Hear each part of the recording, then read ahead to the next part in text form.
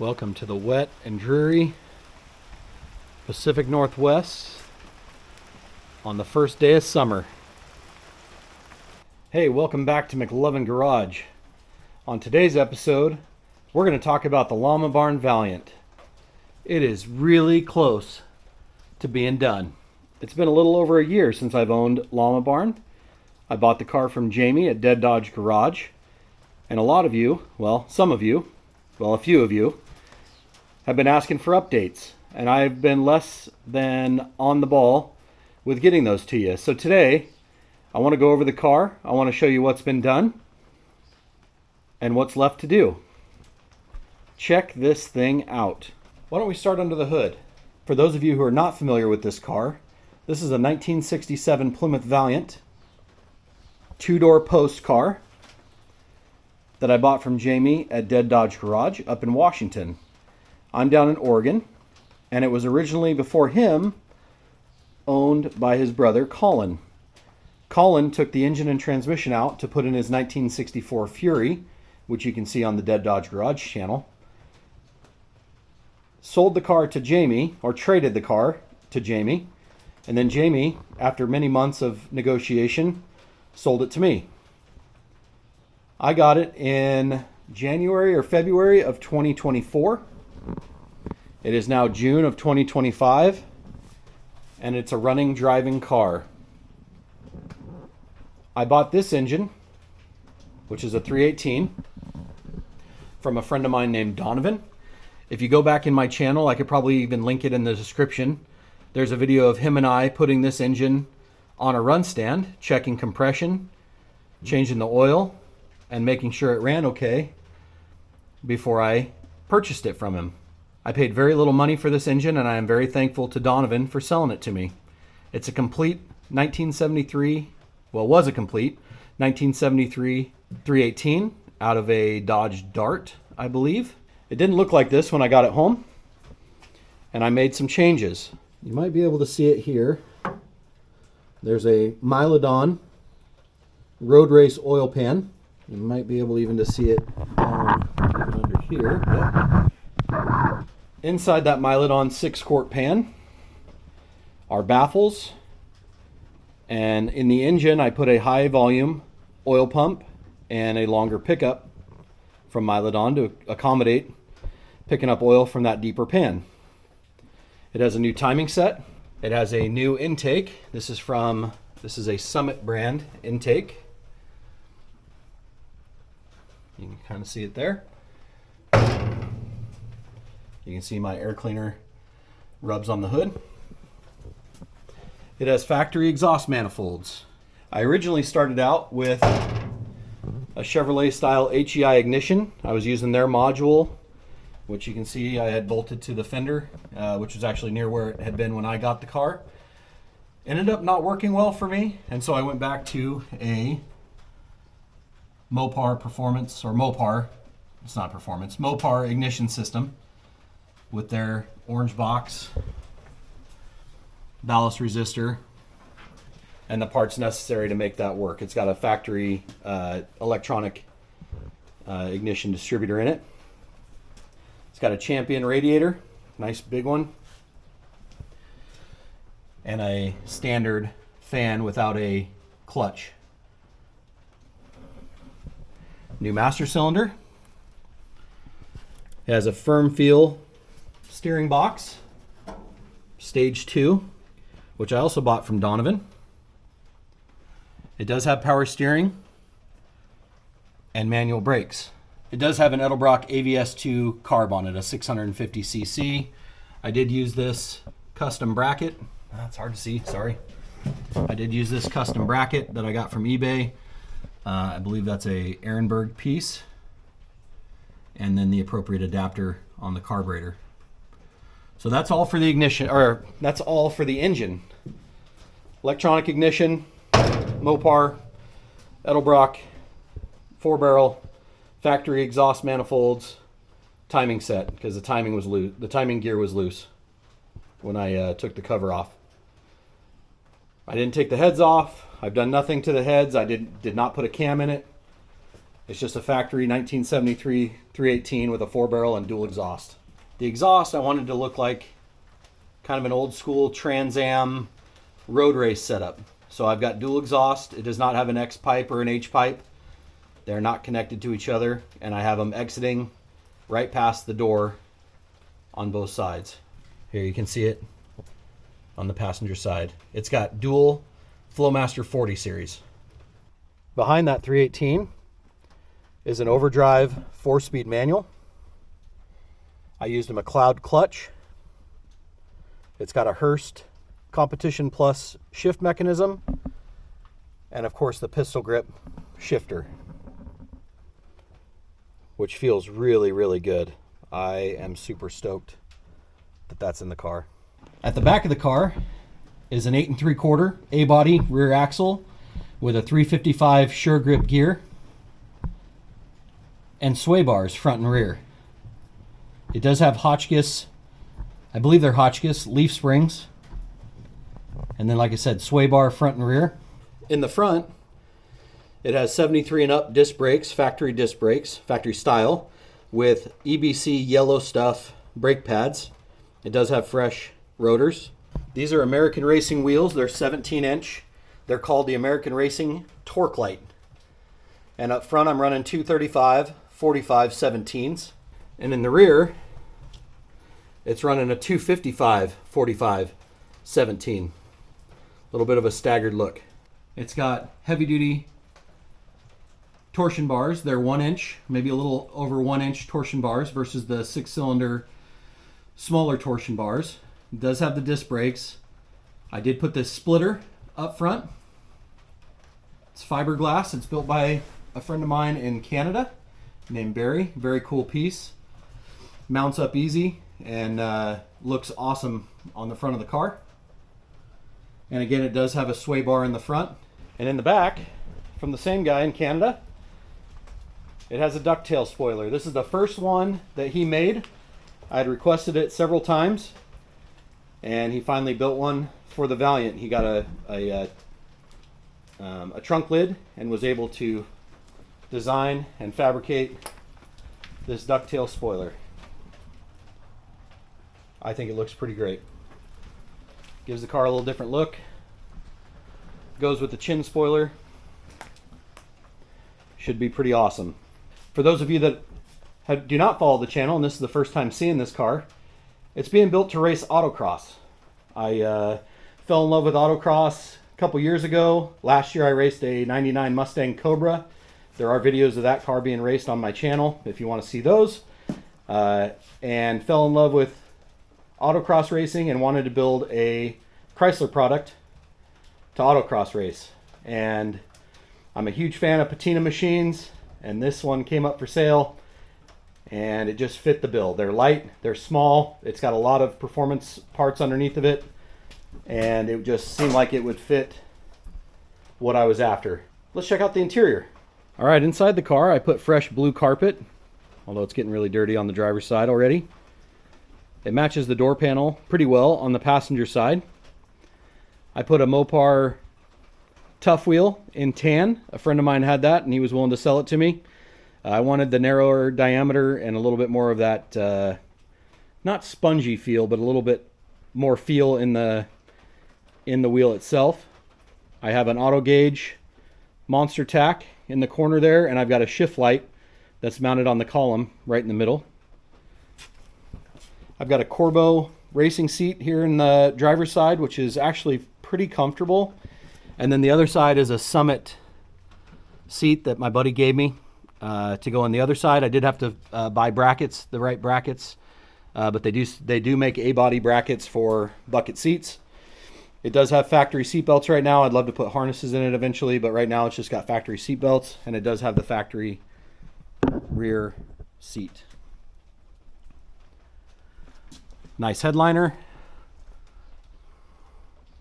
Dome light even works. And I did put some nice auto gauge, kind of bigger round gauges so I can monitor my water temp and oil pressure and obviously the volts. So the speedometer works, the gas gauge works, all this stuff here does work, but I did want the oil pressure and the water temp on a little bit more readable gauge.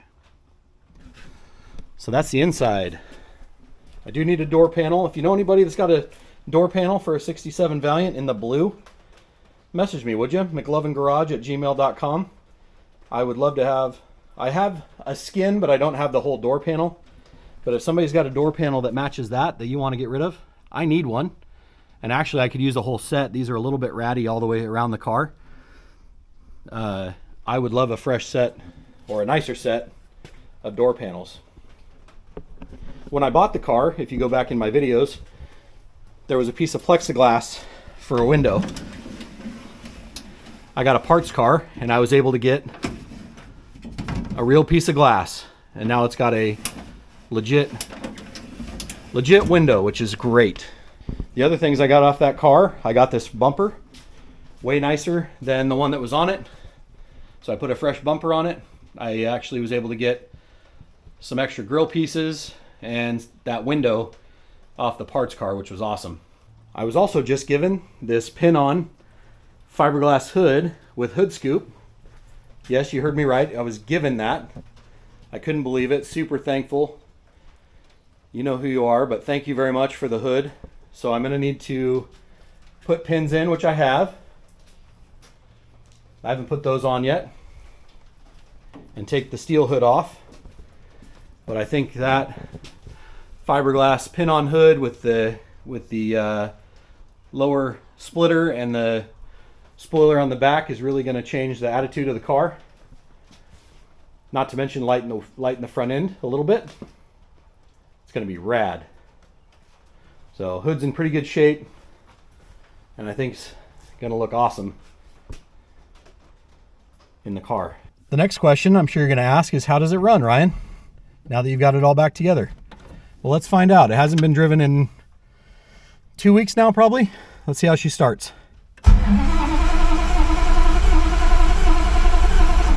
Maybe a little gas, huh? There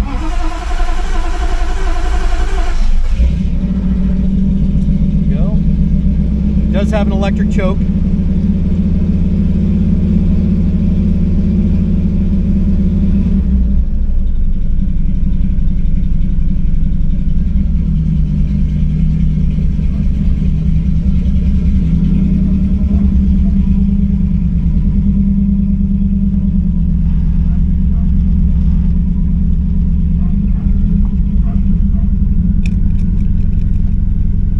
Take a look at it here while it's warming up.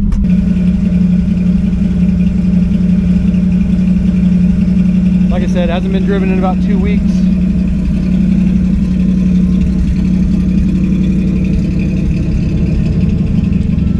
For those of you that have never seen Llama Barn before, got some pretty awesome patina.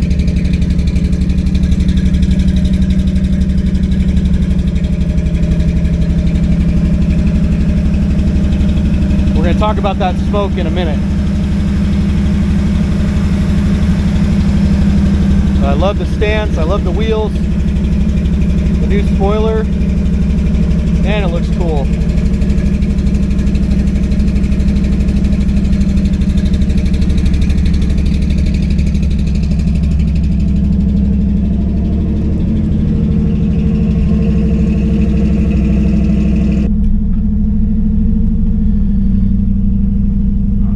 Quick rip.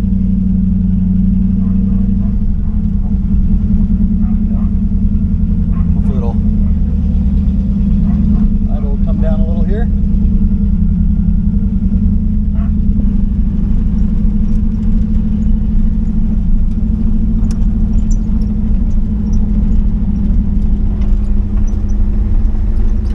Pounds of oil pressure when it's cold. Dash lights and gauge lights all work. Sorry for all the squeaking.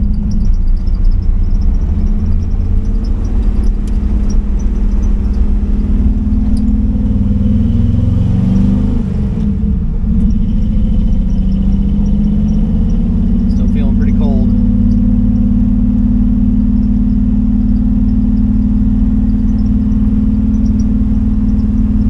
Yeah, it doesn't sound too bad. Brakes feel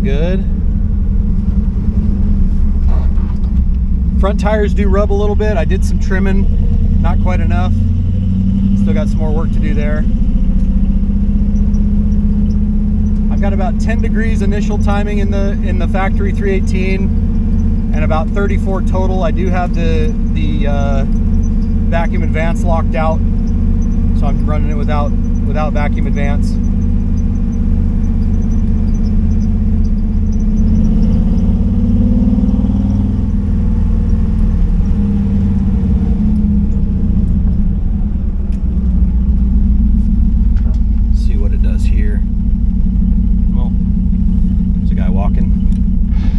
That's reverse. Let's not do that. How about we turn on windshield wipers, which work? Yeah, well, I didn't know if that made it better, but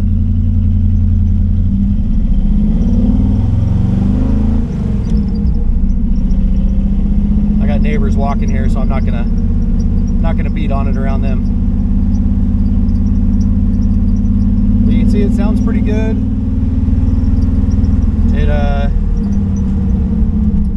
I feel like the tune is pretty close. Might be just a touch rich,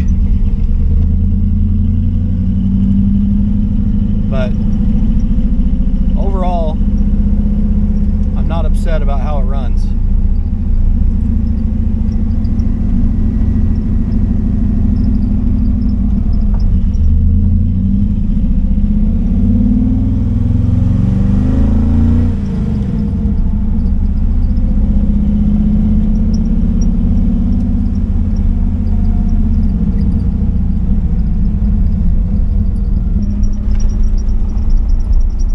Best thing I installed in the car right there, hands down.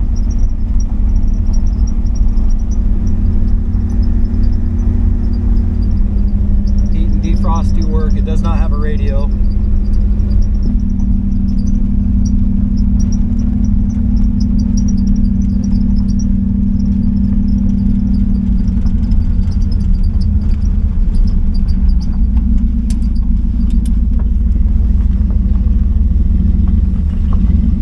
Wagon looking all handsome. Notice this side.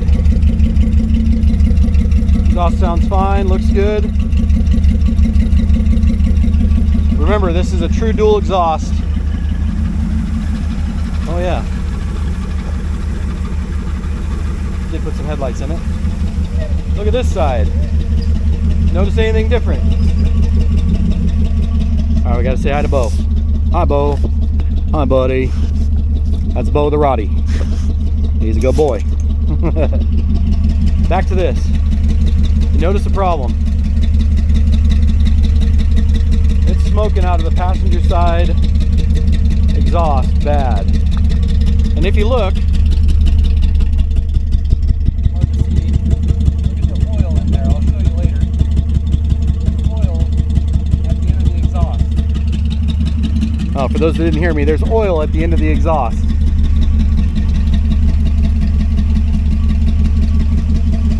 We'll talk about it here in a minute. It's been smoking like that, unfortunately, off the passenger side. Let me show you this exhaust. Look at the amount, let me get the light in there. Look at the amount of oil that's out at the end of that exhaust. It's hard to see with the smoke coming out of there. There's oil at the end of the exhaust. And I thought to myself, well, let's back up. I know that this engine has good compression. We checked all the cylinders when I bought it on the run stand. Like I said, you can go back and check that video out. So then I thought, well, maybe it's valve stem seals. So I open this up and I'll throw a picture in here.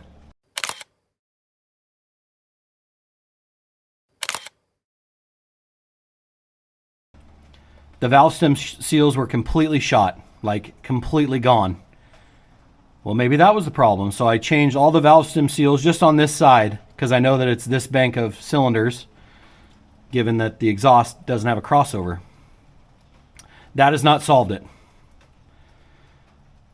Could be an oil ring, I suppose, that's letting oil up past the cylinder, past the piston. Could be, I thought, like I said, I thought it was valve stem seals. Maybe it's valve guides. But it didn't do this on the engine run stand about a year ago when I had it on there at all. There was no smoke, no signs of any problems with the engine. So my next item of business is I'm almost wondering if this Summit intake didn't seal well on that cylinder back there, that it's letting oil past the seal from the valley, because obviously there's no valley pan on a 318 to block the oil from the valley coming up underneath the intake and getting in the cylinder. I don't know if that's it. It's a guess, but that's the next thing I need to look at, because everything else points to a clean bill of health with good valve stems, or good valve stem seals, good compression. It doesn't seem like it would be coming from underneath. Oh yeah, other thing I didn't mention is no blow by. If I take the PCV off, or the breather, or the oil cap, you could lay a piece of paper on there and it wouldn't blow it off. There's no blow by at all. Good oil pressure. There's nothing that would indicate that there's something majorly wrong with the motor. And the only things I've changed that would change the equation is the intake.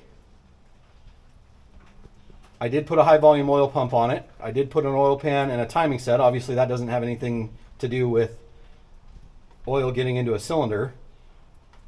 I almost wonder if maybe that intake isn't right. So that's my next thing to tackle, is I need to take the intake off and see if that's what's causing the problem. But there's a lot of people that know way more about motors than me, engines. Put in the comments what you think the problem might be. No blow by, good compression, new valve stem seals, and I've still got oil in the exhaust. Let me know what you think, because I am curious. And unfortunately, I'm going to have to pull the intake off probably to work on diagnosing it. And while the intake's off, I'm going to throw a Waliant Action Plus intake on there. Hopefully a little better brand. Hopefully will seal up better. And it was on sale at Summit, so I snagged one. And when this intake is off, the Summit one, I'm going to put this new Waliant Action Plus on there. So in conclusion, thanks for being here and watching. If you wouldn't mind, please hit the like button and subscribe. This car is going to be my Autocross machine. You'll see videos on that as soon as I get this oil situation figured out. Beautiful, cool car. Love the patina. Love the look. It's coming together. I'm sorry it's taken me so long to get you guys that have been waiting, an update on the car. Just been busy with a lot of things, and really should have done it before now. It's hard to see with the lights off. If you have any suggestions as to what my oil issue is, or what you would do with the car, I think I covered everything. I think we're there. I hope it's at least reasonably competitive. It's going to be low on power, right, with the stock 318. I understand that. And the overdrive 4-speed probably isn't going to be the best. The split between first and second gear isn't the greatest. But hey, I want to be able to drive it on the street, and I want to be able to drive it to autocross events. And so I wanted the overdrive. The 355 should help. It's a really cool car. If I can get this oil situation figured out, I'll really be pleased. We'll get the hood on it.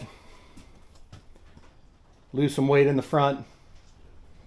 Sway bars front and rear. Bigger torsion bars.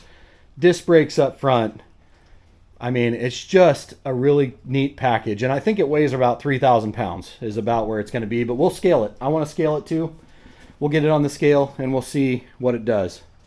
So again, thank you for being here. If you want to follow along at McLovin Garage, that's my Instagram and my Facebook. McLovin Garage, I post a lot of in-between stuff there. If you want to see it, it's coming around. I hope you like it. Stick around and watch. It should be out on an autocross track here in Oregon soon.